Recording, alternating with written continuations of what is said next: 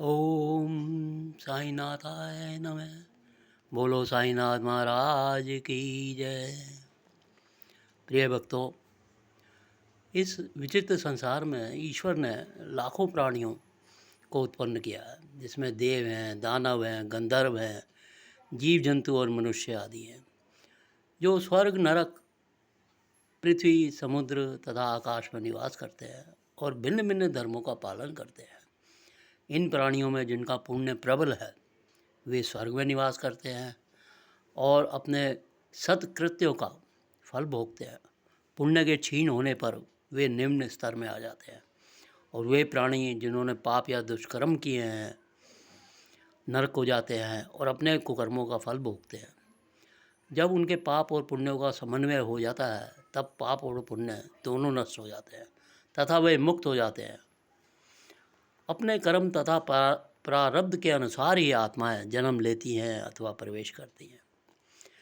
यह सत्य है कि समस्त प्राणियों में चार बातें एक समान हैं: आहार है, निद्रा, भय और मैथुन इत्यादि। मनुष्य प्राणी को ज्ञान एक विशेष देन है जिसकी सहायता से वह ईश्वर दर्शन कर सकता है, जो अन्य किसी योनि में संभव नहीं है। यही कारण है कि देवता भी मानव योगी से ईर्ष्या करते हैं तथा पृथ्वी पर मानव जन्म धारण करने हेतु सदैव लालायित रहते हैं, जिससे उन्हें अंत में उन्हें भी मुक्ति प्राप्त हो। किसी किसी का ऐसा मत है कि मानव शरीर अति दोषयुक्त है। यह कृमि, मज्जा, कफ से परिपूर्ण है, क्षणभंगुर, रोगग्रस्त तथा नश्वर है। इसमें कोई संदेह नहीं है कि कथन सत्य है, परंतु दोषपूर्ण होते हुए भी मानव शरीर का मूल्य बहुत अधिक है, क्योंकि ज्ञान की प्राप्ति केवल इसी योनि में संभव है। मानव शरीर प्राप्त होने पर वे ज्ञात कर लेते हैं कि यह शरीर नश्वर और विश्व परिवर्तनशील है, और इस प्रकार धारणा कर इंद्रिय जन्य विषयों को तिलांजलि देकर तथा सत असत का विवेक कर ईश्वर का साक्षात्कार किया जा सकता है। इसलिए हम शरीर को तुच्छ और अपवित्र समझकर उसकी उपेक्षा करें तो हम ईश्वर के अवसर से वंचित रह जाएंगे।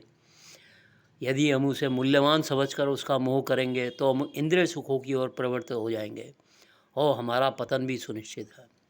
इसलिए उचित मार्ग क्या है, जिसका हमें हमेशा विचार करना चाहिए? ना तो देह की उपेक्षा करो, ना उसमें आसक्ति रखो। केवल इतना ही ध्यान रहे कि किसी घुड़सवार का अपनी यात्रा में अपने घोड़े पर तब तक ही ध्यान रहता है जब तक वह अपने निर्दिष्ट स्थान तक नहीं पहुंच जाता है। इस संसार में मानव जन्म अति दुर्लभ है। हर मनुष्य की मृत्यु तो निश्चित है और किसी भी क्षण उसका आलिंगन कर सकती है। ऐसे में यह धारणा अपने ध्येय की प्राप्ति में सदैव तत्पर रहना चाहिए। अधिक सफलतापूर्वक और साक्षात्कार को सुलभ करने का एकमात्र उपाय है किसी योग्य संत या सद्गुरु के चरणों की शीतल छाया में आश्रय लेना, जिससे ईश्वर साक्षात्कार हो चुका हो। जो लाभ धार्मिक व्याख्यानों के श्रवण करने और धार्मिक ग्रंथों के अध्ययन से प्राप्त नहीं होता है, वह इन उच्च आत्मज्ञानियों की संगति से सहज ही प्राप्त हो जाता है। जो प्रकाश हमें सूर्य से प्राप्त होता है, जैसा विश्व के समस्त तारे भी मिल जाएं तो भी नहीं दे सकते, इसी प्रकार आध्यात्मिक ज्ञान की उपलब्धि हमें सद्गुरु की कृपा से ही हो पाती है। वह ग्रंथों और उपदेशों से किसी प्रकार संभव नहीं है। हमारी प्रत्येक गतिविधि, मृदु भाषण, उपदेश, क्षमाशीलता, स्थिरता, वैराग्य, ध्यान और परोपकार, मानव शरीर का नियंत्रण इत्यादि, ये पवित्र मंगल विभूति हमारे व्यवहार में आते हैं। सत्संग द्वारा लोगों को उसका प्रत्यक्ष अनुभव होता है। शिरडी में साईं बाबा भिक्षा मांगा करते थे और दरवाजे पर खड़े होकर कहते थे, ओ माई, एक रोटी का टुकड़ा मिले। उसे प्राप्त करने के लिए अपना हाथ फैलाते थे।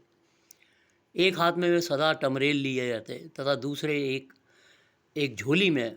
कुछ घरों में तो वो प्रतिदिन ही जाते और किसी किसी द्वार पर केवल फेरी ही लगाते थे। वे साग, दूध, छाछ आदि पदार्थ तो टिन पाट में ले लेते तथा भात व रोटी आदि अन्य सूखी वस्तुएं झोली में डाल लेते थे।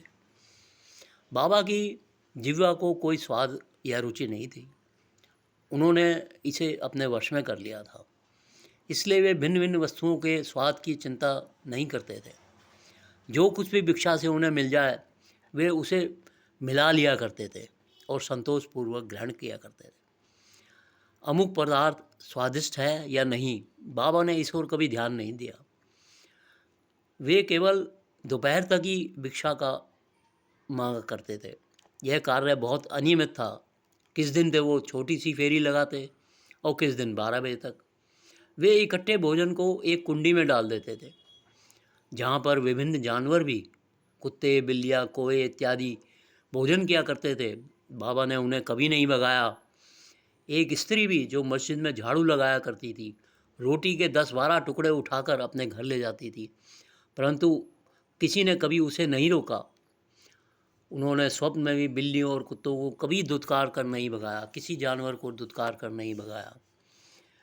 बता तो भला गरीबों आदमियों को रोटी के टुकड़ों के लिए बाबा क्यों रोकते।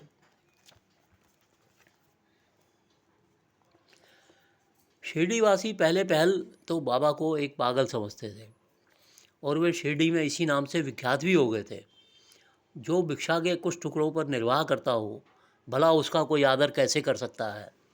परंतु वे तो उदार हृदय, त्यागी और धर्मात्मा थे। यदि वे बचपन से चंचल और अशांत प्रतीत होते थे, परंतु अंतःकरण से दृढ़ और गंभीर थे। उनका मार्ग गहन तथा गूढ़ था। फिर भी गांव में कुछ ऐसे श्रद्धालु और सौभाग्यशाली व्यक्ति थे जिन्होंने उन्हें पहचान कर एक महान पुरुष माना। गांव में बायजाबाई, जो तात्या कोते की